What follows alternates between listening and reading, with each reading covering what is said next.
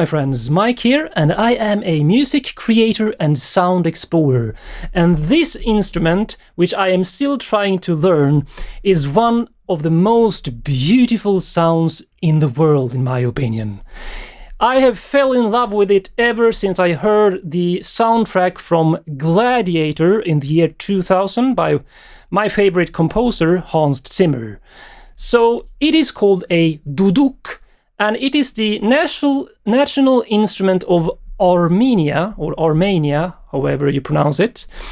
It is a very unique instrument because it is a reed instrument, like a saxophone, clarinet, and so on, but it is actually what's called a double reed instrument. So you can see this mouthpiece here and the reed.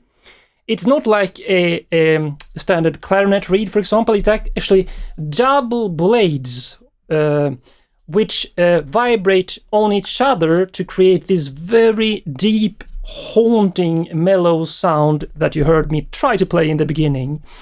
So it is actually more related. The most similar instruments are actually the oboe or the bassoon in the orchestra, which are also double reeds, but they are much smaller.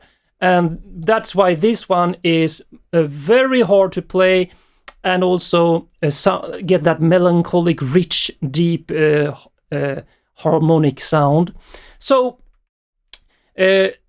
one reason why it's so hard to play is also it requires so much force in your breath and the embouchure to hold these notes. So you get dizzy very easily. I play something like 20 different instruments, and this is by far the most difficult instrument I have tried to learn to date. And that's why you really need to play it. You need to puff your cheeks to push extra air from your cheeks, which looks kind of silly. And then you can do vibrato by either moving this or moving it up or down, like that with your cheeks, or sometimes I do this. And you can do diaphragma vibrato like on all wind instruments. And you can also, since it's all open holes on this beautiful bore which is made of apricot wood, very important that they store for like 10 years to get this beautiful mellow and deep sound. You can do these bends and glides.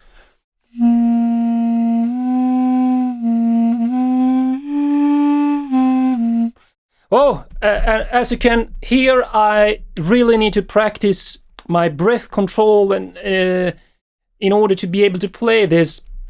But I'm sure I will in the end, and it will be so rewarding because, as you can hear, the sound is so deep, melancholic, and beautiful.